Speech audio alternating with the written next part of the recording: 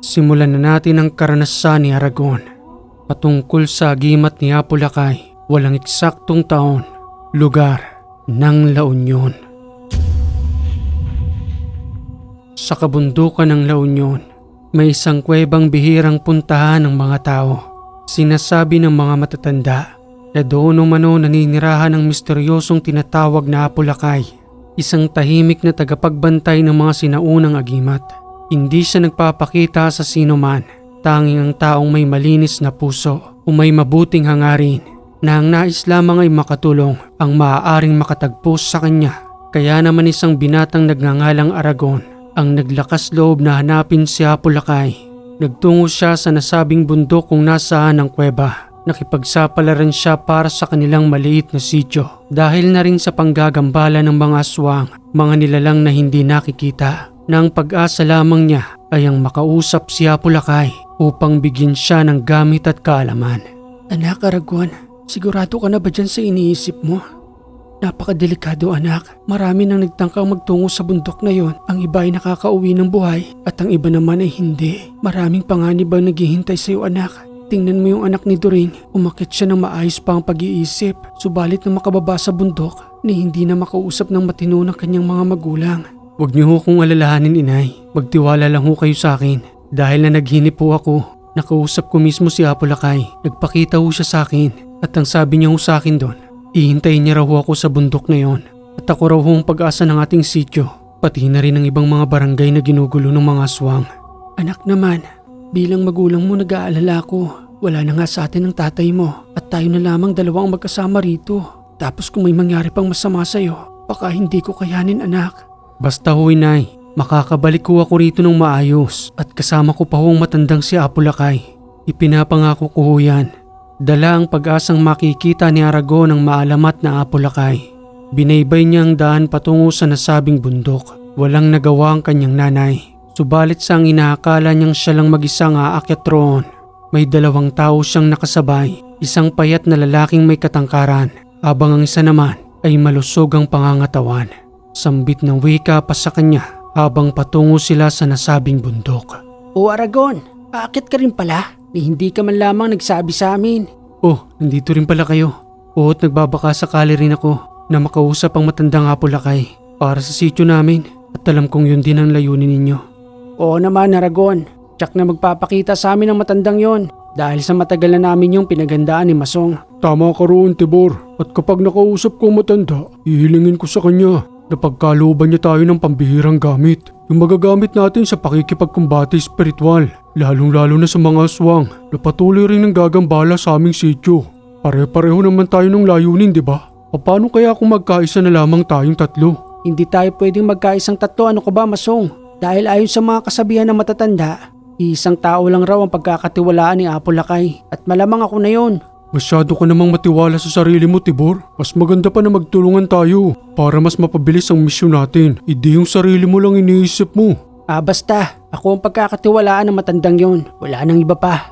Huwag na kayong magtalong dalawa. Kung sino man sa ating tatlong pagkatiwalaan ni Apo Lakay, tulungan na lamang natin ang bawat sityo. Dahil para sa akin, kahit na hindi man ako makakuha ng tiwala ni Apo Lakay, okay lang yon. Ang mahalaga isa sa atin ang kanyang pinagkatiwalaan. Dahil marami nang sumubok na umakyat sa bundok na yon. Pero hanggang ngayon, marami pa rin bumababa ng bigo. Kaya patuloy pa rin ang pananalanta ng mga aswang sa ating sityo.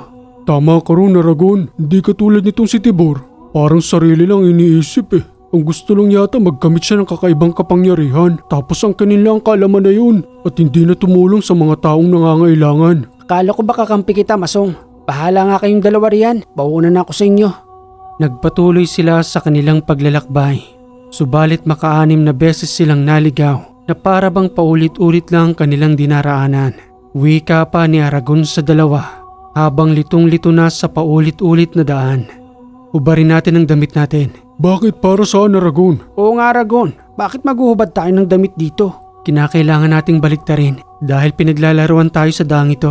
Ano baliktarin? Naniniwala ka rin ba ron? Wala naman yatang mawawala sa atin kung babaliktarin natin, di ba? Paulit-ulit na tayong dumaraan dito. Hindi nyo ba napapansin ang malaking punong yon? 6 na beses na tayong dumaan dyan. Kaya kung hindi natin gagawin ng mga pamahiin, hindi tayo makakalis sa daang ito hanggang sa abutan tayo ng dilim. hanggang sa sabay-sabay nga nilang baliktarin ang kanilang damit. Muling nagpatuloy sa kanilang paglalakad. Maya-maya pa'y nakalagpas na sila sa nasabing puno at sa ikalawang pagsubok na kanilang dinaanan. May isang malaking sapa na may rumaragasang tubig. Walang ibang madaraanan kundi doon. Wika pa ni Tibor habang nakakaramdam ng takot. Palit man ang sapang yan pero malakas rin ang pagragasa ng tubig. Paano kung madala tayo riyan? Doon tayo sa ibaba pupulutin. At kung mamalasin pa, baka mabagok ang ulo natin sa bato. Kung mauna na kaya kayong dalawa, susunod na lang ako. Umiral na naman yung pagiging magulang mo, Tibor. Ipapain mo kaming dalawa ni Aragon para makita mo kung ano muna ang mangyayari sa amin. Kala ko ba ikaw mangunguna? Bakit ngayon magpapahuli ka? Basta, mauna na kayong dalawa. Susunod naman ako eh. Ganito na lang ang gawin natin para ni isa sa atin walang maiwan. Akong mauuna pero kumapit kayo sa akin. Hawak-hawak tayo ng kamay para hindi natin gaanong maramdaman ang ragasan ng tubig. Mas mabuti pa nga yun. Kakapit ako sa iyong kamay, Aragon. Ikaw, Tibor, kumapit ka sa kamay ko at wag na wag kang bibitaw. Dahil kapag bumitaw ka, aanurin ka ng tubig papaibaba. Dahan-dahan niyang inilapat ni Aragon ang kanyang paa sa tubig. Unti-unting naglakad roon hanggang sa pare-pareho silang nakatawid. Wika pa ni Masong kay Tibor. Diba mas maganda yung nagkakaisa tayo? Kaysa yung nagdidesisyon ka na mag-isa, Tibor. Tingnan mo yung plano ni Aragon. Pare-pareho tayong mas maayos na nakatawid sa rumaragasang tubig na yun. Oo na Masong, yun din naman ang plano ko eh. Naunahan lang ako ni Aragon. Naunahan? Sarili mo lang iniisip mo eh. At kung napahamak kami ron, marahil ay hindi ka nadaraan. Huwag na kayong magtalong dalawa. Tara na't ipagpatuloy na natin ang paglalakad. Aabutin tayo ng dilim sa daan at medyo makulimlim na rin ang panahon. Baka bumagsak ang malakas na ulan. Mas delikado, maiipit tayo rito. Sa kanilang patuloy na paglalakad sa gitna ng kagubatan, may nakasalubungan silang isang matanda. May gamit na tungkod, takang-taka si Aragon. Dumaan lamang yun sa kanilang harapan hanggang sa tawagin niya ang matanda na nagsasalita ng, Lolo, sandali lang ho. Napahinto ang matanda sa kanyang pagtawag hanggang sa lumingon habang nakangiti. Mawalang galang na ho. Hindi naman ho sa minamaliit kong inyong edad. Pero paano ho kayong nakarating rito? Kung saan kayo dumaan, yun din ang dinaanan ko. Ano? Dun sa rumaragasang sapa? Sa edad niyo hong yan eh, malabo ho kayong makadaan dun. Kami nga lang ho na malalakas pa'y nahirapan po roon. Doon lamang sa tubig na yon ay nahirapan na kayo. Paano pa sa ibang daraanan ninyong pagsubok? Ibig niyo hong sabihin, mga pagsubok ko yung dinaraanan namin? Matanong ko lang ho, ikaw ho ba si Apolakay? Hindi ako si Apolakay. Subalit isa ko sa kanyang matalik na kaibigan. Ang mga pagsubok na daraanan ninyo, diyan makikita kung gaano kaganda ang inyong puso at kung gaano kahaba ang inyong pasensya. Kung mangiiwan ba kayo ng inyong kasama at sasarilinin ang inyong mga plano upang magkamit ng kapangyarihang nanggaling kay Apolakay. Sa mga pagsubok na yan, diyan namin nakikita ang tunay ninyong layunin. Kung hindi ho kayo si Apolakay, sino ho kayo? Ni hindi na nagsalita ang matanda. Ngumiti na lamang ito kay Aragon at muling nagpatuloy sa kanyang paglalakad. Subalit napansin ni Aragon na tila ba hindi lumalapat ang paa ng matandang yon. Yumuko pa siya upang silipin. Subalit kumpirmado, nakalutang ang matanda. Sandali lang ho. Nasaan ho rito ang kuweba ng matandang Napatigil sa pagsasalita si Aragon nang biglang mawala ang matanda sa kanyang paglalakad. Wika pa niya sa dalawa habang takang-taka sa kanyang nakita. Napansin niyo rin ba yun, Masong at Tibor? Na wala ang matanda. Wala naman siyang maaaring likuan riyan. Pero bakit bigla siyang nawala na parang bula? Hayaan na natin ang matandang yun, Aragon. At kahit kami nagtataka rin. Kinikilabutan niya ako eh. Uy Tibor, natutulala ka na riyan. Halika na, tara na. Umalis na tayo rito. Baka naiengkanto na tayo. Muli nga silang nagpatuloy sa kanilang paglalakad hanggang sa makaramdam ng gutom. At nang may makitang maliit na kubo, tagli silang nagtungo roon upang magpahinga at panandaliang kumain. Marami akong baong ulam na tuyo. Kung gusto ninyo, kumuha na lang kayo rito. Mukhang sarap niya, Aragon ah. Pakikingi nga ako. Kunti lang kasi ang baon kong ulam eh. Ikaw Tibor, ano bang ulam mo riyan? Sige na, kumain na kayong dalawa riyan. Kakain na lang rin ako rito. Kunti lang naman ang ulam ko eh, kaya hindi na ako lalapit sa inyo. Ito talagang si Tibor, oo. Kahit sa pagkain napakagulang na hindi man lamang marunong magbigay. O Aragon, kuha ka rin ng ulam ko. Piniritong manok yan. Salamat Masong. Sige at pahingi ako ng konti. Habang patuloy silang kumakain, may isang kakaibang ibon ang dumapo sa may kubo. Iba't iba ang uri ng kulay nito habang animoy nagmamasid sa kanilang tatlo.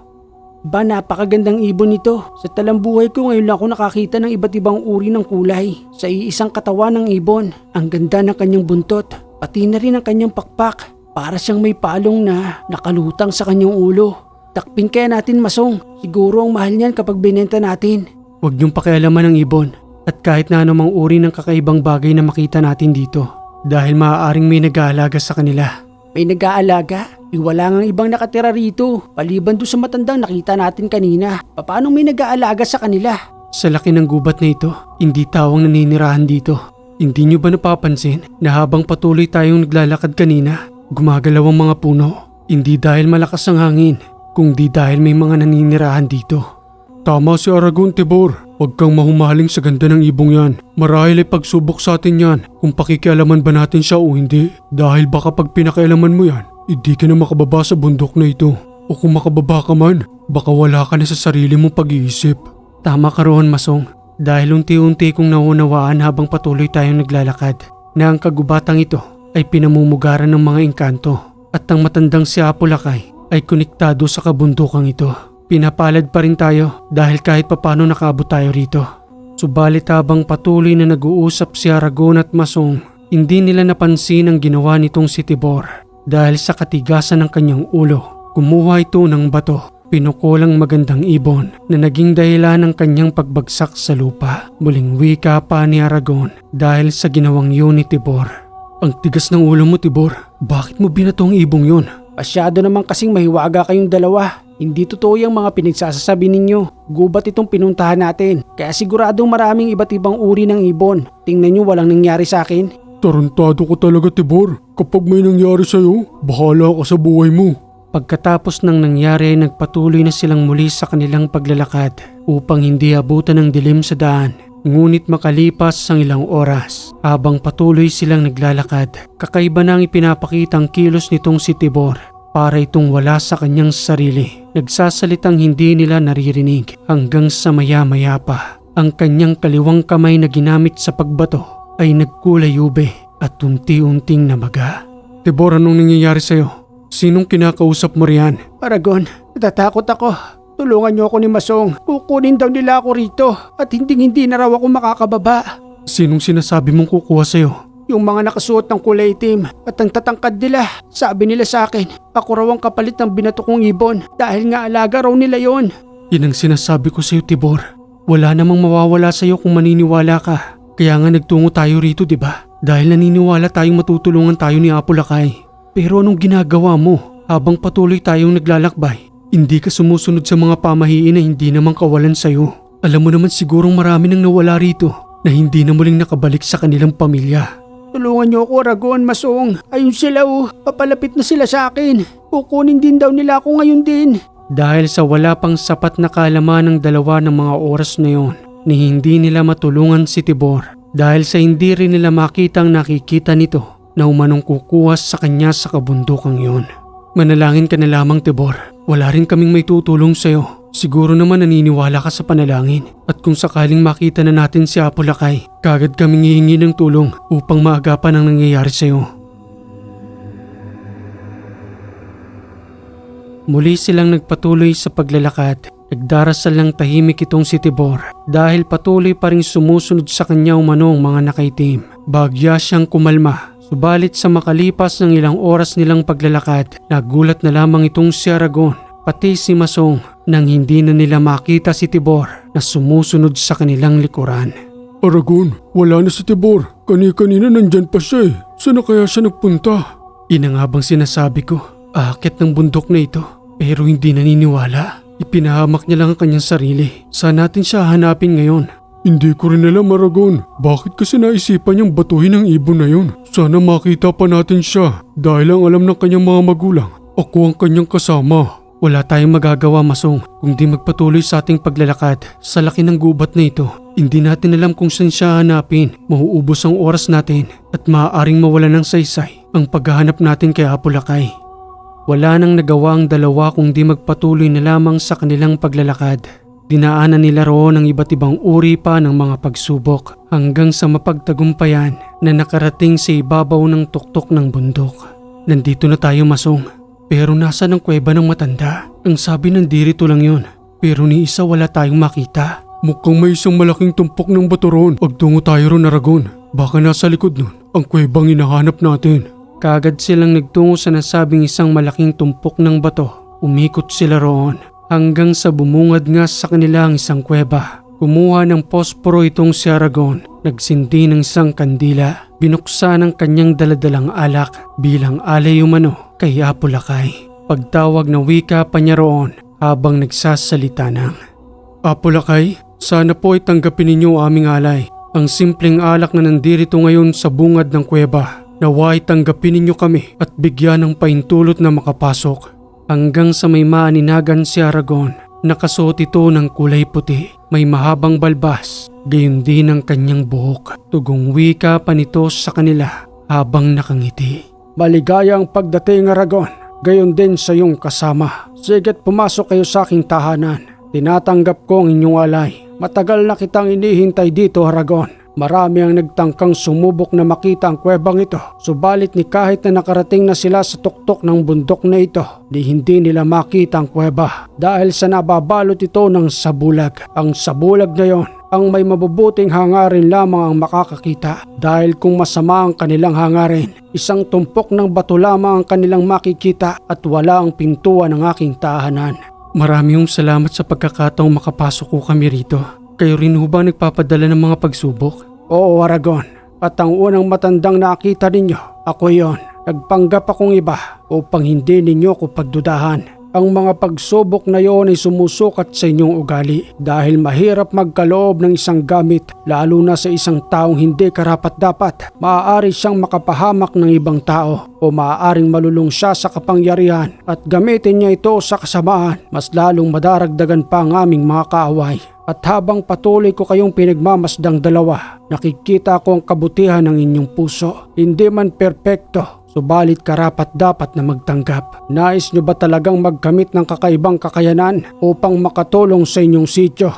Opo, Apulakay. Pangarap po namin yon. At matagal na rin ho kaming nangangarap na makaharap ka. Kilalang kilala ho kayo sa aming sityo. Subalit ni isa roon ay walang makapagsabing nakausap na kayo. Kung gayon, kaya nyo bang manirahan sa bundok na ito ng isang buwan? Ano ho?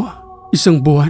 Tama ka sa iyong narinig, Aragon. Ang mga agimat at kaalaman ay hindi basta-bastang nakukuha ng isang araw o 2 araw lamang. Itinuturo ito sa mahabang panahon at walang katapusang kaalaman upang magkamit ka ng pambihirang kakayanan na si kahit na sino mang gumagamit ng kaliwa ay hindi uubra sa iyo. Dahil protektado ka ng iyong mga usal na nagmula sa kalangitan.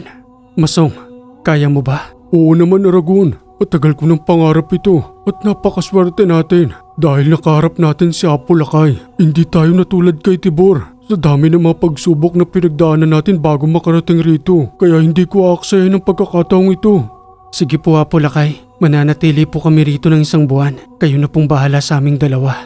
Pabuti naman kung gayon. At kung inaakala niyong madali lamang ang lahat, huwag kayong umasa. Dahil sa patuloy nating pagdarasal, doon natin makikita kung hanggang saan ang kakayanan ng inyong kaluluwa. Hanggang sa lubusang magliwanag ito, ng tulad ng liwanag ng puso ng Panginoon. At kung sakaling magtamo na kayo ng kakaibang kapangyarihan, ipangako ninyo sa inyong sarili at sa Panginoong may likha ng lahat na gagamitin nyo yon para makatulong sa inyong kapwa. At hindi para manglamang at magkamit lamang ng maraming salapi dahil kung maliligaw kayo ng landas, mawawala ng bisa ang lahat ng pinaghirapan ninyo. Maniwala kayo sa akin dahil sa hinabahaba ng panahong pananatili ko rito, iba't ibang uri na ng tawang nakausap at nakasalamuha ko bago akong maging si Apulakay. Ipinapangako po namin sa aming sarili na tutulong ho kami sa iba at hindi gagamitin ang kakayanan sa kasamaan. Magtiwala ho kayo sa amin, Apulakay. Matapos magsalita ni Aragon, kumuha ng 2 patak ng tubig itong si Apulakay nang galing yun sa loob ng kuweba Nanduroon sa kanyang dalawang kalis. Ipinainom iyon kay Aragon at Masong. Kagad na nakaramdam ng kakaibang gaan sa kanilang buong katawan na para bang ang lahat ng pagod na kanilang pinagdaanan ay biglang nawala dahil lamang sa isang patak ng tubig na nanggaling sa kuweba. Nakakamangha ang tubig na yun, Aragon. Nawala ang sakit ng katawan ko, pati na rin ang pagod ko. Ganun din ba ang naramdaman mo? Tama ka, Masong. Pareho lang tayo ng naramdaman. Kakaiba nga ang matandang ito at siguradong marami tayong matututunan. Siya nga pala, baka pwede pa nating may salba si Tibor. Makiusap tayo kay Apolakay na kung maaari may sama pa nating paibaba si Tibor. Sige, Aragon. Baka may magawa pa ang matanda, lalo pat hahanapin siya sa akin ng kanyang pamilya. Apolakay? Alam ko nang itatanong ninyo. Patungkol iyon sa inyong kasama, tama? Opo, Apolakay. Ang sabi niya po kasi sa amin kukunin daw po siya ng mga nakaitim at sa tingin ko po yung mga engkanto po yon. Baka po maaaring mapakiusapan pa sila na maibalik sa amin si Tibor. Alam ninyong dalawa na may kakaibang ugali ang kasama ninyong yon. Para sa akin ay magsanay muna kayong dalawa at kapag natutunan ninyo kung papaano makikipag-usap sa mga engkanto, kayo na lamang ang gumawa ng paraan. Alam kong kayang-kaya ninyo yon at kung sino pang maaari ninyong maisalba rito. Dahil sa dami ng mga naninirahan sa bundok na ito, may kanya-kanya silang desisyon at binibigyan ko iyon ng pahintulot dahil hindi sila kukuha ng sino man kung walang nagawang kasalanan. Sa tingin niyo ho ba, Apolakay, buhay pa ho si Tibor? Buhay pa ang kanyang katawan, nakatago lamang ito sa kabundukan, subalit ang kanyang kaluluwa ay kasama na ng mga tinutukoy niyong nakaitim.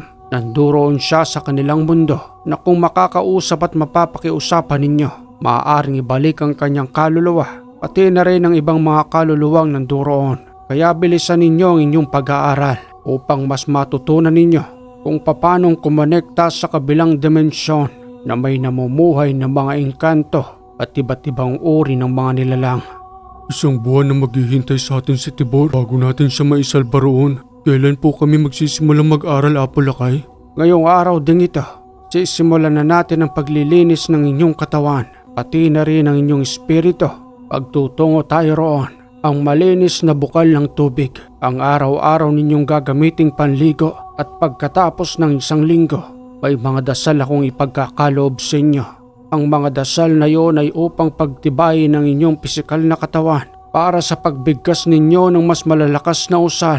Hindi ito maaapektuhan. Halina kayong dalawa, pagtutungo tayo ngayon sa may bukal ng tubig at doon ibabasbasan ko kayo upang makapagsimula ng maglinis ng inyong katawan.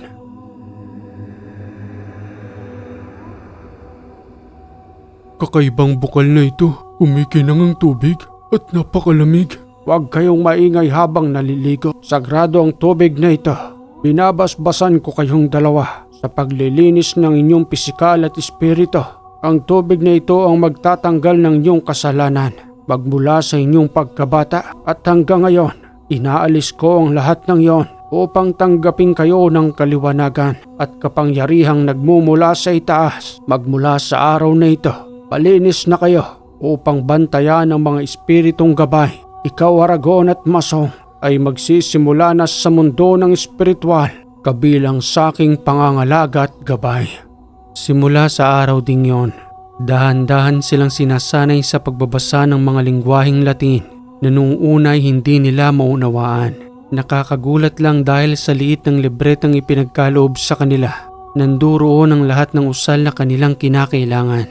Mas malaki pa ang kanilang palad roon. Subalit sa bawat pagbuklat ng pahina, ang impormasyong pumapasok sa kanilang isipan at espiritu ang nagbibigay lakas sa kanilang buong katawan, gayon din sa kanilang kaluluwa, na sa makalipas ng 2 linggo, malaki ang pagbabago ni Aragon at Masong na sa ilang araw pa lamang nilang pananatili roon ni hindi pa man natatapos ang 1 buwan, nakakapagpagana na sila ng mga orasyon. Ang galing natin, Masong. Napapagana na natin ang ibang mga orasyon. Subalit hanggang dito lang muna tayo, sabi ni Apolakay, at wag muna tayong lalagpas roon dahil hindi pa natin kakayanan ng ibang mga malalakas na orasyon. Delikado pa para sa atin. Tama ka roon, Aragon. Magaling talagang magturo ang matanda. Akalain mo yun? 2 linggo pa lamang tayo rito. Paano na lamang kung matapos natin ang 1 buwan? Maya-maya pa'y dumating si Apolakay. May dalang matatalim na kuko, gayon din ng 2 pangil. Inilapag iyon sa kanilang harapan at saka nagwika sa kanila ng, Ang nasa inyong harapan ay pangil at kuko ng aswang. Ano? Pangil at kuko ng aswang yan? Kaya pala parang napakatalim. Gayon din ang kanyang pangil. Paano niyo pong nakuha yan, Apo Lakay? Ipinapakita ko lamang yan sa inyo upang malaman ninyo kung gaano katalim ang pangil at kuko ng isang aswang. Ganyang uri ang gumagambala sa inyong mga sityo at upang maprotektahan ang inyong katawan. Sa mga susunod na araw ay may ibabahagi ako sa inyong mga usal upang hindi kayo tabla ng mga pangil at kukong yan.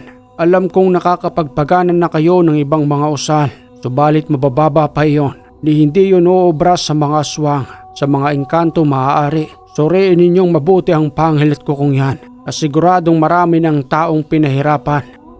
Apo Lakay, matagal na ho ba kayong pumapaslang ng aswang? Patagal na panahon na, Aragon.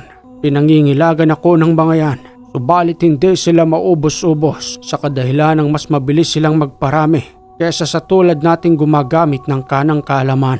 Sa pangyayanggaw pa lamang ay kaya na nilang magparami at wala silang pinipili. Hindi tulad natin na umahanap ng tamang tao upang pagpasahan ng kaalaman. Kaya pagbutihin ninyo ang inyong pag-aaral dahil bibigyan ko kayo ng isang pagsubok na kapag natapos ninyo ang isang buwan ay pupuntahan tayong isang tahanan kung saan ang naninirahan doon ay nasa lahi rin ng mga aswang. Napalunok ng laway ang dalawa na hindi pa man natatapos ang kanilang pag-aaral.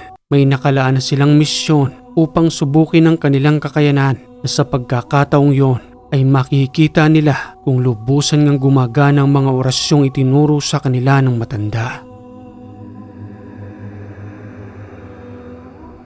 Sa wakas, Aragon, natapos na natin ang isang buwang pag-aaral. Makakauwi na tayo sa ating mga tahanan. Anong makakauwi, Masong? Nalimutan mo na bang sinabi sa atin ni Apo Lakay? Meron siya sa ating ibibigay na misyon, ang tahanan ng isang pamilyang aswang na kinakailangan nating paslangin.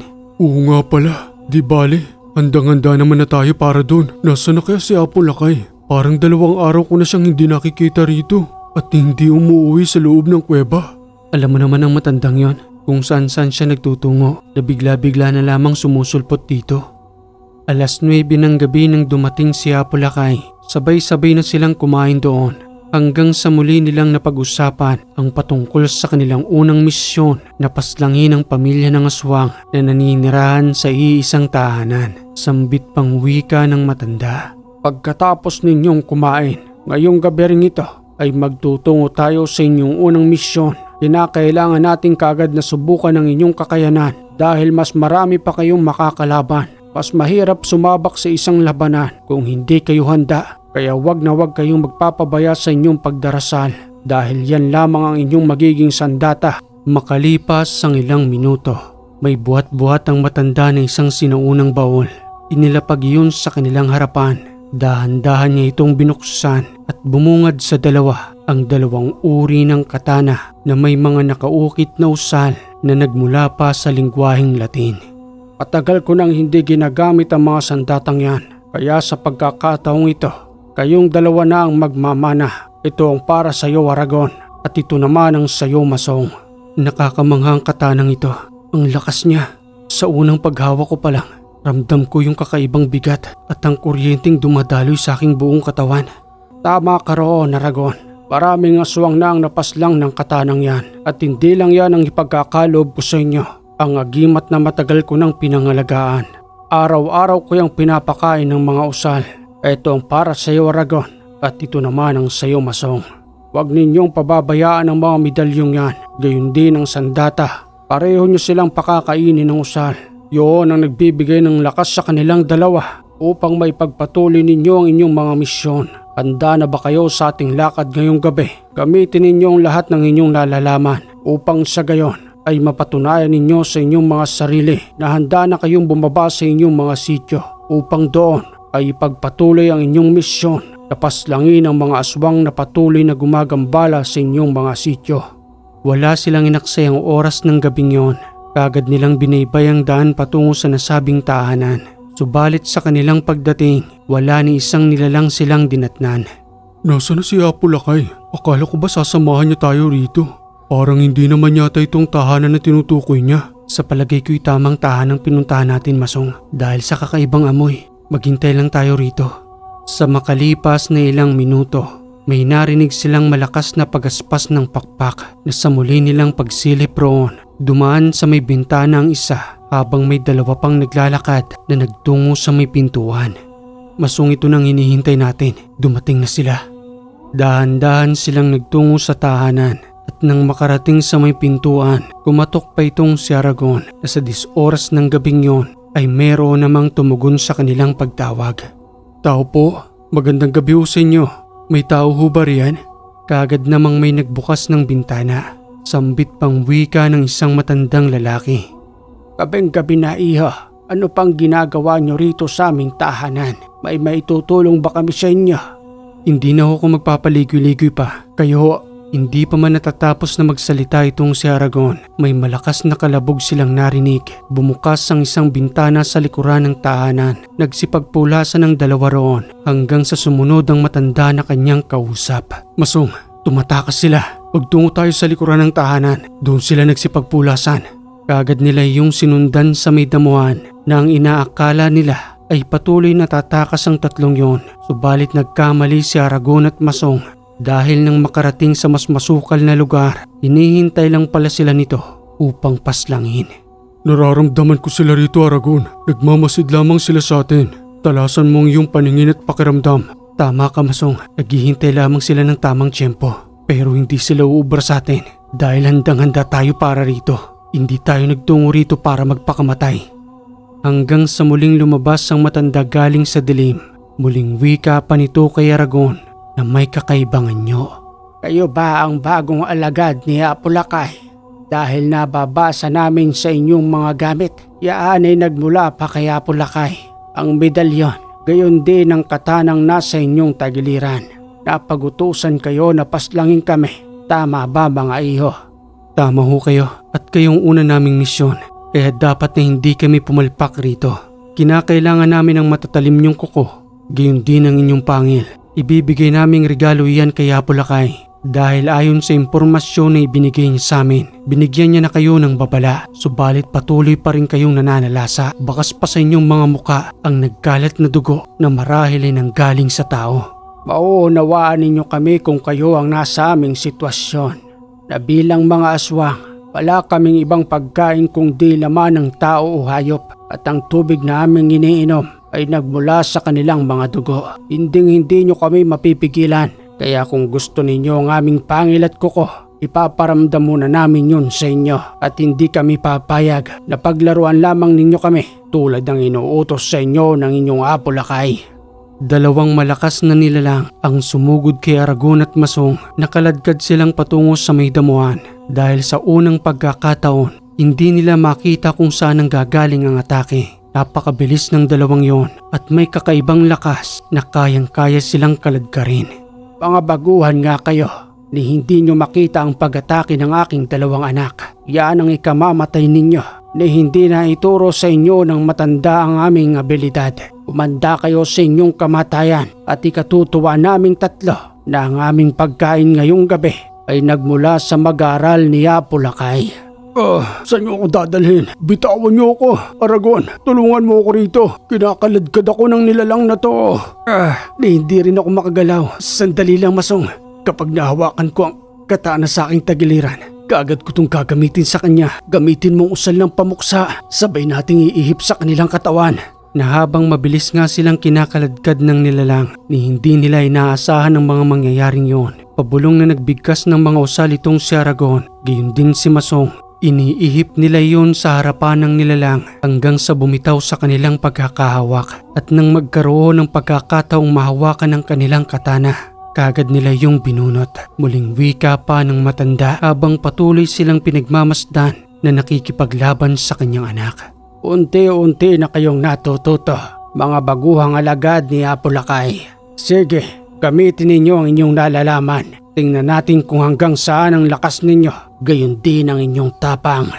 Sa muling pagsugod ng dalawang nilalang kay Aragon at Masong, kaagad nila yung tinagpas gamit ang matalim na katana.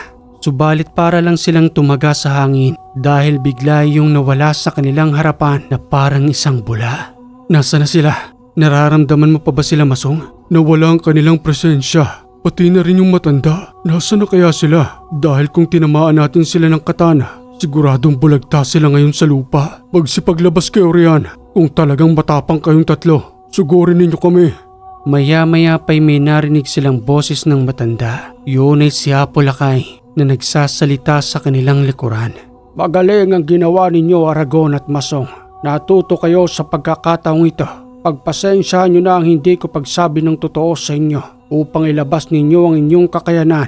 Ang tatlong nilalang na naninirahan sa tahanang ito ay malapit sa aking puso. Pagsipaglabas na kayo riyan, tapos na ang palabas na ito at pagsubok. Nakapasa sa akin ang dalawang ito, kaya pwede na silang pakawalan upang tunay na lumaban sa mga aswang na kinakailangan nilang paslangin. Ibig niyo bang sabihin, Apolakay, ang tatlong yan ay kilala ho ninyo? Tama ka roon, Aragon. Oo't nasa lahi rin sila ng mga aswang, subalit matagal ng panahon silang nagbago. Yun ay dahil nakipag-ugnayan sila sa akin at humingi ng tulong. Hindi ko tinanggal sa kanila ang pagiging aswang dahil nagagamit din nila iyon sa kanilang patuloy na pamumuhay sa mundong ito. Subalit hindi sila kumakain ng tao, mga hilaw na karne't hayop lamang ang kanilang pagkain. Nakakatulong rin sila sa aking mga misyon at gayon din sa inyo na kung may kailangan kayong impormasyon patungkol sa mga aswang, nandiriyan silang tatlo upang samahan kayo sa inyong mga misyon. Pasensyahan mo na, iho. Magaling din kaming magpanggap. Kabunti ka na ang dalawang anak ko roon na kung hindi sila nakailag sa inyong katana, siguradong may kalalagyan sila. Tama ang pagpili sa inyo ni Apolakay. Pagpasensyahan nyo na ang mapangahas naming pag-atake na sigurado namang hindi kayo nasaktan. Ipinapakita lamang namin sa inyo kung ano ang abilidad ng isang uri ng aswang at gusto naming mahasa kayo roon dahil patuloy pang dumarami ang mga aswang na pinamumunuan ni Ising. Tama ang kanyang mga sinabi, Aragon. Ang tunay na misyon ay nagmumula sa kabilang burol. Subalit unahin muna ninyo sa inyong mga sityo. Darating din kayo sa burol na yon. Lamang kayong magmadali. Mas ikabubuti ninyo kung patuloy kayong mahahasa. Hindi lang sa pagpaslang ng mga aswang o ng kahit na anumang elemento. Kailangan nyo ring asayin ang inyong sarili sa panggagamot upang makatulong. Dahil ang mga lihim na usal ay nakakagamot ng mga taong may karamdaman. Matapos ang pagsubok na pinagdaanan ni Aragon at Masong, kinabukasan ng umaga, binigyan na sila ng pahintulot ni Apolakay na muling bumalik sa kanilang tahanan. At nang makaalis na nga sila roon at muling nagawi kung saan nawala itong si Tibor, naisip ni Aragon na muling bawiin ang kaluluwa nito bago sila lubusang bumalik sa kani-kanilang tahanan. Sandali lang, Masong, dito sa daang ito. Dito biglang nawala si Tibor at sa palagay ko, may koneksyon ng malaking punong yon. Hindi ako papayag na bababa tayo nang hindi natin siya kasama roon. Tama ka, Aragon. Pagkagalitan ako ng kanyang mga magulang kung hindi ko siya kasama sa pagbaba. Nagusal si Aragon ng mga panawag. Iniihip niya yun sa malaking puno. Sabay padyak ng 3 beses sa lupa. Maya-maya pa, may lumapit sa kanyang nakaitim. May balabalang mukha nito habang nagsasalita kay Aragonang. Anong kailangan ninyo? Narinig ko ang inyong pagtawag. Ako ang tagapagbantay ng portal patungo sa aming tahanan. May paglilingkod ba ako sa inyong dalawa, Ginoo? Isa kang engkanto, tama. Sana lang isagutin mo mga tanong namin. Nang panahong dumaan kami rito, na walang isa namin kasama at ang huling narinig namin sa kanya ay kinuha umano siya ng mga nakaitim. Marahil ay kasamahan mo yun. Maaari bang ibalik nyo na siya sa amin? Sa dami nang nawala sa lugar na ito, hindi ko masasagot ang mga tanong ninyo. Kung gusto nyo namang dalawa, pwede kayong makapasok sa aming kaharian. Bibigyan ko kayo ng pahintulot na hanapin ang inyong kasama roon. Sigurado ka? Oo naman, walang pagdadalawang isip na bubuksan ko ang aming portal. Alam kong may kakayanan kayong makita kami dahil nanggaling kayo kay Apolakay. Maaari kayong makipag-ugnayan sa loob ng aming palasyo at kung ibibigay sa inyo ang tinutukoy ninyong taong hinahanap, ay maaari ninyo siyang maisamang papunta rito sa labas. Pagkakataon na natin ito, Aragon, para muling makita natin si Tibor. 1 buwan na rin ang nakalipas. Sana lang ay maisama natin siya dahil lagot talaga ako kapag hindi ko siya kasama. Sige, engkanto. Maglalaan kami ng oras upang hanapin ang kasama namin. Buksan mo ng pintuan, sasama kaming papasok sa'yo. May sumalubong sa kanilang sandamakmak na itim na paru-paro. At sa paglagpas nila roon, ibang lugar na ang nasa kanilang harapan. Maraming mga nagyayabungang halaman doon. Masasaya ang mga nilalang. Iba't ibang uri ng mukha ang kanilang mga nasisilayan. May mga ginturing kumikinang na hindi man lamang pinapansin ng mga nilalang na para bang normal lamang sa kanilang mga iyon. Maya-maya pa'y nagtungo sila sa isang malaking pintuan kung saan ay nanduroon ang tinatawag nilang hukom at magbibigay sa kanila ng impormasyon patungkol sa kanilang paghahanap kay Tibor. Pabulong pangwika ni Masong sa kanyang mga nakikita. Kakaibang lugar na ito, Aragon. Kahit na ba may iba-iba silang mukha, pero parang napakaganda. Nakakahumaling na lugar. At ang mga ginto, nagkalat lamang sa paligid ni hindi man lamang nila pinapansin. Kung sa atin yan, siguradong pinagagawa na ng mga tao. Huwag kang maingay, Masong. Huwag kang magpapalin lang sa iyong mga nakikita dahil ang karamihan sa mga yan ay ginagamit lamang nilang pain sa mga tao upang manatili sila rito at hindi na muling lumabas. Ganoon ba? Kasi parang napakapayapa naman dito. Alam mo yung parang walang gulo? Namumuhay silang masaya. Nagtatawanan pa nga sila oh. Pero ang tanong ko, nasan yung mga tao? Nasan si Tibor? Malalaman natin dito sa hukom kung ano ba yung desisyon nila patungkol kay Tibor at kung saan siya inilagay ng mga ito. Sana maayos lang siya at makuha pa natin ang kanyang katawan. Matigas kasi ang ulo ni Tibor eh. Eh di sana kasama pa natin siya hanggang ngayon. At nang makausap na nga nila ang hukom, ito umanong si Tibor ay mananatili na sa kanilang lugar habang buhay. Kaya wala na silang pag-asang madala pa ito sa kanyang pamilya. Subalit nakipagmatigasan itong si Aragon na makita kung nasaan si Tibor na kanilang kasama. Hindi ako makapapayag na hindi namin may sasama itong si Tibor. Oo, nagkamali siya sa kanyang ginawa. Subalit sa isang buwang pananatili niya rito, sana naman ay sapat na yon at pwede niyo na siyang ibigay sa amin. Saan niyo ba talaga siya dinala? Mahal na hukom. O sige, sasamahan ko ang dalawang ito upang ipakita kung nasa saan ang tinutukoy niyang si Tibor. Halika kayong dalawa rito.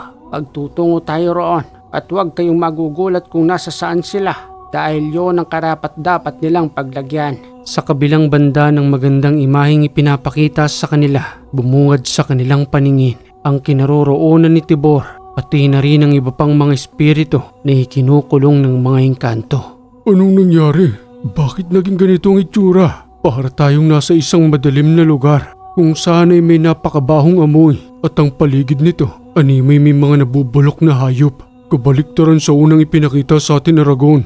Ito ang tinutukoy ko sa iyo, Masong, kaya maraming taong nalilinlang at ang hindi nila alam, gagawin silang alipin ng mga engkanto at ikukulong ang kanilang kaluluwa sa ganito kabahong lugar. Nasaan ang kasama naming si Tibor? Ipakita niyo sa amin. Paghintay lamang kayo at patuloy tayong maglakad patungo roon. Nandoon ang inyong kasamang si Tibor. Bakit ikinukulong ninyong mga kaluluwang ito? Napakarami nila. Hindi niyo ba sila maaaring pakawalan? Kinakailangan nilang pagbayaran dito ang kanilang mga maling nagawa. May mga buhay silang inutang, kaya mananatili sila rito habang buhay. Aragon, anong gagawin natin? Mukhang hindi rin natin mailalabas si Tibor. Magunos dili ka, Masong. Mag-iisip tayo ng paraan kung paano nating makukuha si Tibor. Ang mahalaga makita natin siya at kung ano bang kanyang kalagayan dito. Maya-maya pa ay nakita nga nila itong si Tibor na may kadena ang paa, gayon din ang kanyang dalawang kamay. At nang lubusan na nga silang makalapit roon, kaagad itong kinausap ni Aragon patungkol sa nangyari sa kanya. Tibor, Si Aragon ito at nandito rin si Masong. Kamusta ka na rito? Aragon at Masong, anong ginagawa nyo rito? Nabihag na rin ba kayo ng mga engkanto at pinakain ng itim na kanin? Hindi, Tibor. May kakayanan kaming makapasok dito dahil sa paggamit namin ng mga usal bilang panawag sa mga engkanto. Binigyan kami ng pahintulot ng tagapagbantay. Gusto ka naming maisama sa aming pagbalik, subalit mukhang maluba ang kalagayan mo. Aragon, nakikita ko sa inyong nagtagumpay kayo sa inyong mga lakad at nakausap si Apo Lakay. Inaamin kong kasalanan ko kung bakit ako nandito ngayon. Pabayaan nyo na ako rito dahil wala na rin kayong magagawa na ilabas ako. Alipin na ako ng lugar na ito na kapag kinakailangan ng mga engkantong tulong namin, saka lang kami inilalabas dito. At pagkatapos ng lahat, muli kaming ibabalik sa madilim na lugar na ito. Sigurado nga hanapin ka ng iyong pamilya kay Masong, kaya nagbakasakali kaming hanapin ka upang mailabas rito. Susubukan kong muling kausapin ang hukom ng mga engkanto kung maaaring mabigyan ka pa ng pagkakataon na muling makalabas rito. Wag na kayong mag-aksaya ng oras, Aragon. Habang buhay na akong mananatili rito. Ito na ang buhay ko. Wala na sa mundo ng mga tao. Sige na't umalis na kayo. Pakisabi na lang sa aking pamilya na mahal ko sila. Dadalawin ko sila sa kanilang panaginip. Subalit hanggang doon na lang yon. Ayaw kong makita nilang aking kalagayan dito.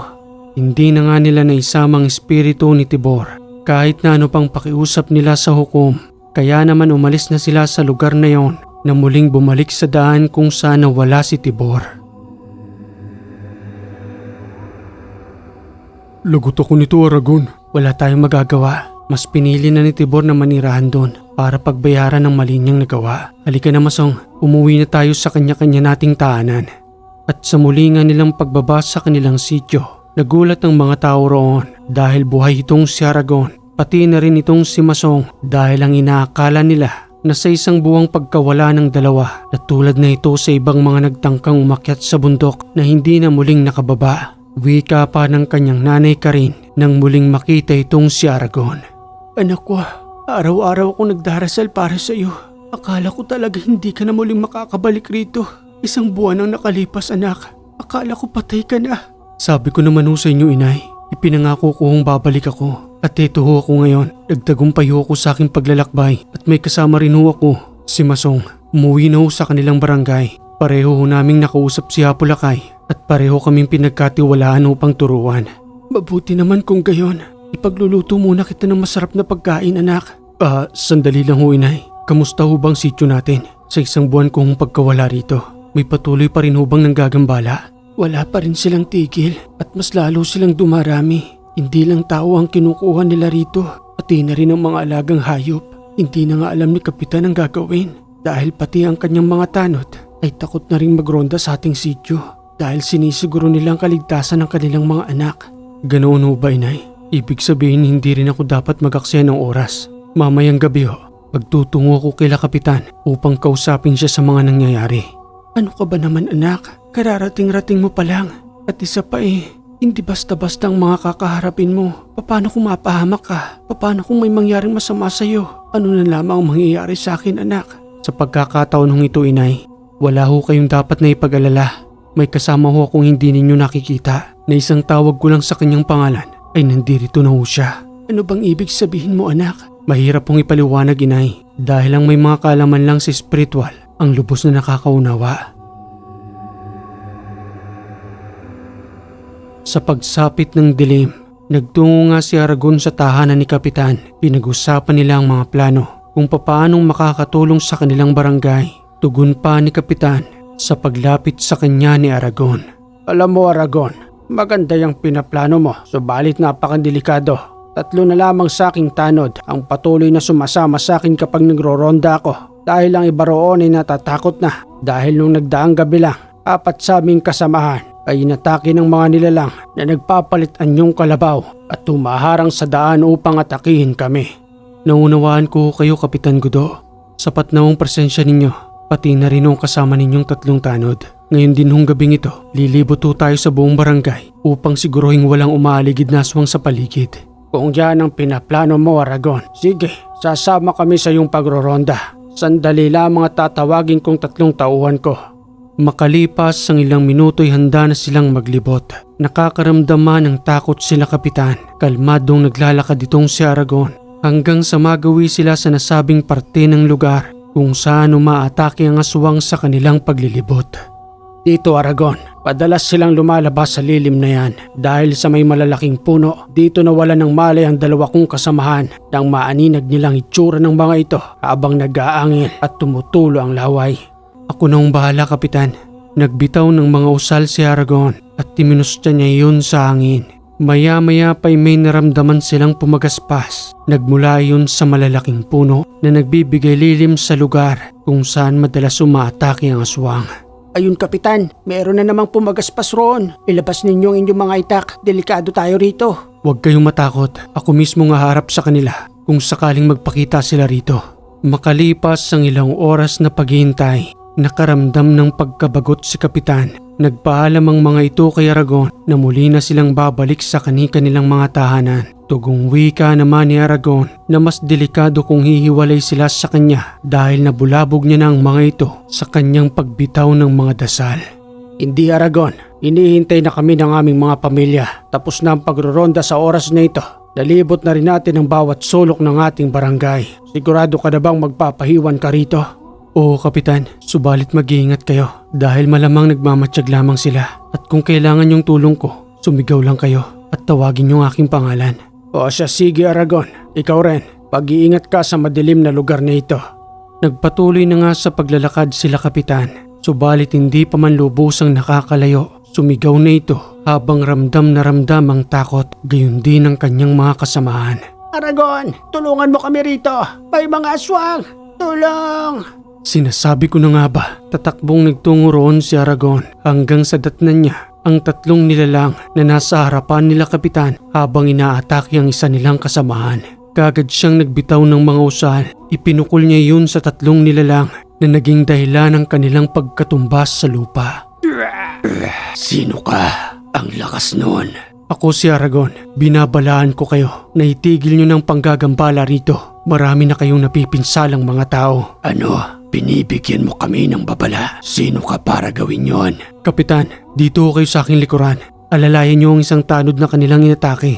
Wala pang ibang nakakapigil sa amin dito. Kaya kung ako sa'yo binata, ikaw ang binibigyan namin ng babala at makaramdam sa amin ng matinding takot dahil kami ang naghahari sa bawat sityo na gusto naming atakihin. Yun ang akala ninyo. Simula sa gabing ito, ipaalam ninyo sa inyong mga kasamaan na si Aragon ang tutuldok sa inyong kasamaan upang matigil ng panggagambala at pagpaslang sa mga walang kamalay-malay na bata. Matapos magsalita ni Aragon, muling umatake ang mga nilalang sa kanya at sa pagkakataong yon, kagad niyang hinugot ang katana sabay tagpas sa dalawang nilalang na nahagip ng kanyang sandata. Nakikilala ko ang katanang yan. Napakatalim. At kung hindi ako nagkakamali, nagmula ka kay Apolakay.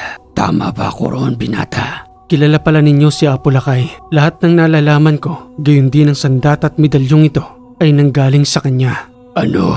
Isa ka sa kanyang pinagkaluban. Mga kasama, umalis tayo rito. Delikadong buhay natin at ipaalam sa ating mga kasamaan ang patungkol sa binatang ito.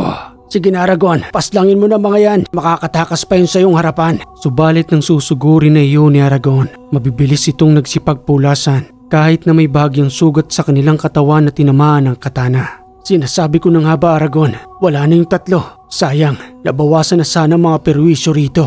Tumayo na ho kayo riyan, kapitan. May araw rin ho sa akin ang mga yan. Huwag ho kayong manghinayang. Gagamutin ko muna si Anton. May malaki ho siyang kalmot sa kanyang tiyan at hindi ho natin maaaring ibaliwala yan. Halina ho kayo, pagtungo muna tayo sa tahanan ni kapitan. Kaagad nilang inalalayan ng isang tanod na si Anton at nang lubusang makarating sa tahanan ni kapitan, sa pagtaas ni Anton ng kanyang damit, kitang-kita roon ang isang malaking kalmot. Ari Aragon, masakit. Akala ko katapusan ko na. Mabuti na lamang at kaagad kang rumisponde. Kapitan, mayroon ho ba kayong lana riyan na nagmula ho sa nyog? Meron naman. Kailangan mo ba? Oo, kapitan. Yun ho ang gagamitin kong panghaplas rito. Sandali lang at kukunin ko. Nang maiabot ang lana ng nyog, kaagad yung kinargahan ng usal ni Aragon at yun ang ginamit niyang panghaplas sa sugat. Araw-araw yun na gagamitin ni Anton hanggang sa lubusang gumaling ang mahabang kalmot na nanduroon sa kanyang tiyan.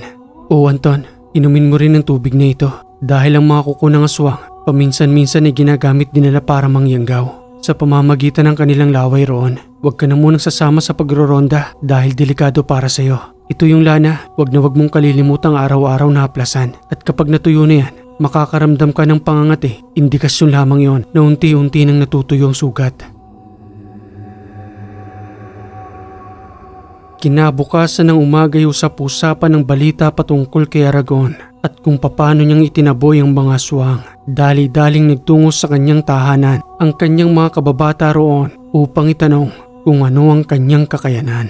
Ay naku Aragon, totoo nga ba ang nangyari? Bali-balita ngayon sa ating sityo may kakaiba ka raw na kakayanan. Nasugatan mo raw yung mga aswang tapos may mga dasal kang ginagamit para lumayo sa'yo. Ano ba yun? Baka pwede mo namang ituro sa amin Para naman kahit papano sa tuwing maglalakad kami rito ng gabi, kampante kaming hindi mapapahamak. Ang bilis naman ng balita sa inyo, Julian. Wala yun. Ginawa ko lang naman ang makakaya ko para makatulong dito sa ating sityo. Sige na tumuwi na kayo dahil wala kayong malalaman sa akin. Ang damot mo naman Aragon. Yan na ba yung dahilan sa pagtungo mo ron sa bundok para makausap si Apolakay? Dahil isang buwan ka ring nawala rito tapos nagulat na lang kami na nandito ka na pala ngayon. Ano bang itsura ni Apolakay at ano yung mga agimat na ibinigay sa'yo? Sige na, mga kababata mo naman kami. Huwag ka nang mahiyang magkwento sa amin. Ay naku Julian, sige na't marami pa akong gagawin. Sa susunod na araw na lamang kayo magtungo rito na kapag nasa kondisyon ako, sige ikikwento ko sa inyo. Pangako mo yan, Aragon ha. Babalik kami rito. Sige na, tara na. Hayaan na muna natin si Aragon. Mukhang marami pa nga siyang gagawin dito. Makalipas ang isang linggo, may isang babaeng dali-daling nagtungo sa kanilang tahanan. Patuloy ang pagkatok nito sa kanyang pintuan. 10:00 na iyon ng gabi na kaagad niya namang pinagbuksan. Aragon, buksan mo ang pintuang ito. O ano ang nangyari Aling Carlota? Bakit nagmamadali kayo? Aragon, samahan mo ako magtungo sa aming tahanan. May isang nilalang doon na patuloy na sinisira ang aming bubungan. Mabuti na lamang at nakatakbo ko patungo rito sa inyong tahanan. At hindi ko na alam kung anong nangyari ngayon sa pamilya ko roon. Lalo pat may 2 sanggol akong kambal na anak. Sige ho Aling Carlota, susunod ho ko sa inyo ngayon. Tatakbo silang nagtungo sa nasabing tahanan ni Aling Carlota. At sa kanilang pagdating nga roon, nanduroon pa ang kanyang pamilya at ang kanyang 2 anak na sanggol na pilit na pinoprotektahan ng kanyang asawa. Bumaba kayo riyan, ako ang harapin ninyo, hindi ang walang muwang na sanggol. Paghahamong wika yun ni Aragon upang mabaling ang kanilang atensyon sa kanya. Tugong wika pa ng nilalang sa muling pagkikita nila ni Aragon. Ikaw na naman ang binatang pinagkalooban ng matanda. Magtungo ka sa aming burol. Tingnan lang natin kung magtapang-tapangan ka pa roon. Inahamon mo ba ako at ipinapahamak mo pa ang iba mong mga kasamahan? Oo, hinahamon kita. Johnny, kung hindi ka duwag, maghihintay kami sa aming tahanan. Nakikita mo ba ang malaking burol na nandoon sa may kaliwa? Baybayin mo ang daang yon hanggang sa makarating ka sa tuktok ng aming tahanan. Kaagad na umalis din ang 2 yon. Nagtungo si Aragon sa loob ng tahanan upang tingnan ang kalagayan ng pamilya. Pagtatanong na wika pa niya kay Aling Carlota na nakakaramdam pa rin ng matinding takot dahil sa pangyayaring yon. Aling Carlota, kamusta ang kalagayan ng inyong anak? Maayos naman, Aragon. Mabuti na lamang at napaaga ang pagbalik natin dito. Wala ni isang nasaktan sa amin. Nasira lang ang aming bubungan dahil sa 2 nilalang na yon. Hayaan nyo, maglalagay ako rito ng pangontra, pati na rin ho dyan sa bubungan at bibigyan ko ho ng kalme ng 2 bata. May kinuha sa kanyang bulsa itong si Aragon, ipinagkaloob sa pamilya at nang bumaba ang tensyon, nagpaalam na rin siya sa pamilyang yon upang maghanda sa paghahamon ng aswang sa kanya na magtungo sa kanilang teritoryo para makipaglaban ng harap-harapan. Kinabukasan ng umaga habang inihahanda niya ang kanyang sarili, nagawi sa kanyang tahanan nitong si Masong, sambit na wika pa nito sa kanya patungkol sa kanyang sariling karanasan sa pakikipaglaban din mismo sa mga aswang. Pasensya na Aragon at naabala kita. Ayos lang yun Masong, mabuting at nagawi ka rito. Kamusta naman sa inyong barangay? Ayun at marami na ring nagaganap. Hindi ko rin sila tinatantanan. Patuloy rin ang kanilang panggagambala. May plano ko Aragon. Dahil sa hindi sila tumitigil sa atin, pasukin na natin ang kanilang pinagkukutaan upang lubusan na silang maubos at hindi na sila muling manggambala sa bawat sityo. Alam mo Masong, tugmang-tugma yan sa aking mga pinaplano. Kaya naghahanda ako ngayon dahil magtutungo ako roon sa kabilang burol. Kagabi lang ay hinamon ako ng isang nilalang. Gusto niyang magtungo ko sa kanilang tahanan. Kaya ito ko ngayon at naghahanda. Sigurado ka ba riyan? Oo Masong, dahil tugma rin naman ang pinaplano natin. Magkasama na tayong magtungo roon upang matigil na ang kanilang kasamaan. Mabuti pa nga Aragon, dahil naaawa na rin ako sa aming sityo. Patuloy ang pagluluksa ng ibang mga tao roon. Wala naman silang ibang mapagsumbungan kung di ang mga tulad lamang natin. Ihingin mo ba ang tulong ni Apo Lakay? Siguro kapag kinakailangan Masong, pero sa pagkakataong ito, subukan muna natin ang hangganan ng ating kakayanan. Sa pagsapit ng hapon, kaagad nilang binaybayang daan patungo sa nasabing burol. Hindi sila nag-aksaya ng oras dahil araw-araw ay maraming nagaganap na kababalaghan sa bawat sityo na kahit sila mismo ay hindi makapaniwala. Dala-dala ni Aragon ang kanyang matalim na katana, gayon din si Masong, kargado ng mga usal sa kanilang buong katawan habang ang medalyong ipinagkaloob sa kanila ng matandang si Apo Lakay ay nakasuot sa kanilang leeg bilang proteksyon sa lahat ng kanilang binabalak. At nang lubusang makarating sa nasabing burol, may nasa 8 tahanang nandoon, mga yari sa pawid at sawali, habang kapansin-pansin naman ang mga nag-uumpukang nilalang sa gitna ng nagliliwanag na apoy. Sila na ang mga yan Aragon. Pero anong ginagawa nila? Patuloy sila sa kanilang pagsayaw at para bang may nakatayo roon sa gitna. May ginagawa ba silang ritual? Ritual para sa kanilang pagpapalitan nyo. Halika't dahan-dahan pa tayong lumapit. Marahil yung nasa gitnang yon ay ang kanilang pinuno. Yun si Hesing ang patuloy na nangyayanggaw upang patuloy rin silang dumami. Dahan-dahan pa nga silang lumapit roon, subalit dahil sa lakas ng pakiramdam ng mga nilalang, gayon din ang kanilang pangamoy, may nakapansin sa kanilang dalawa na kagad na nagtungo sa kanilang kinaroroonan. Dito sa parting ito, may naamoy ako.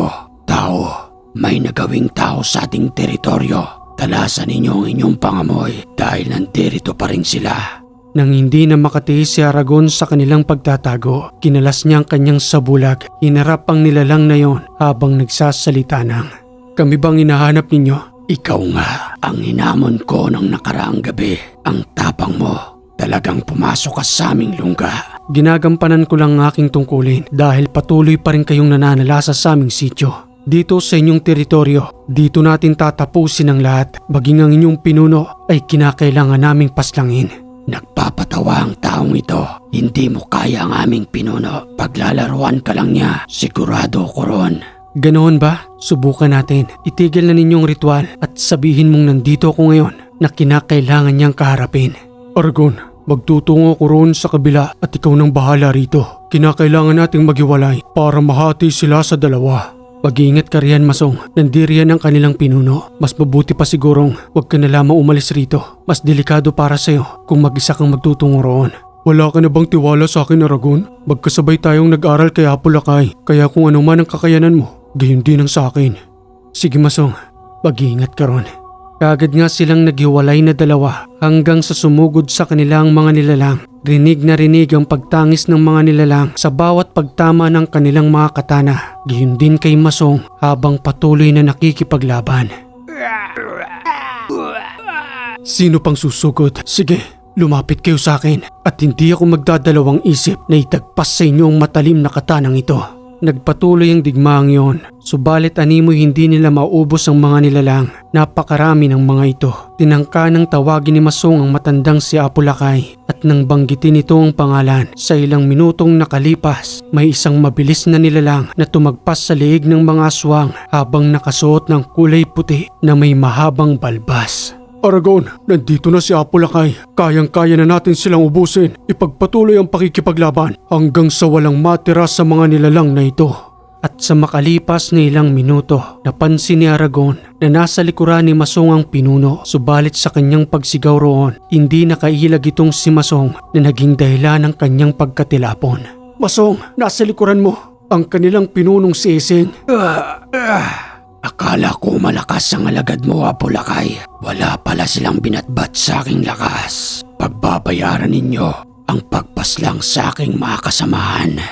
Huwag kang masyadong mayabang, Hesing. Marami na sa iyong mga kasamahan ang bumulagta. Hindi mo pa rin ba napansin ang kaibahan ng kanilang kakayanan? Aragon, ikaw na ang bahala sa pinunong ito.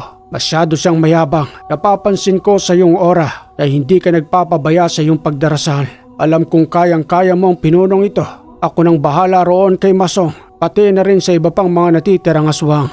Kagad na inalalaya ni Apulakay itong si Masong at nang maisaayos niya ito, inisa-isa pa rin ang mga aswang na natitira roon habang itong si Aragon ay hinaharap na ang kanilang pinuno. Anong akala mo sa akin, bata? Madali mo kong mapapaslang. Tulad ng ginawa mo sa aking mga kasamahan, baguhan ka pa lang. Kaya harapin mo ang aking pag-atake. Umanda ka. Sa unang entrada ng pag-atake ng pinunong yon kay Aragon, nagtaka ang nilalang nang masangga niya itong harap-harapan gamit ang kanyang matalim na katana habang nakahawak sa medalyong ipinagkaloob sa kanya ni Apulakay. Wika pa ni Aragon bago niya lubusang itarak ang katana sa dibdib ng nilalang na iyon. Nagulat ka yata at mukhang napahinto ka sa iyong pag-atake. Itong sisiguraduhin ko sa iyo. Tapos na ang paghahari-harian ninyo at panggagambala sa mga sityo na ilang taon nyo ring pinahirapan. Tanggapin mo ang matalim na katanang ito na itatarak ko mismo sa iyong dibdib. Muling wika pa ng nilalang habang patuloy na nanghihina hanggang sa malagutan ng hininga. Napakalakas ng agimat ni Apulakay.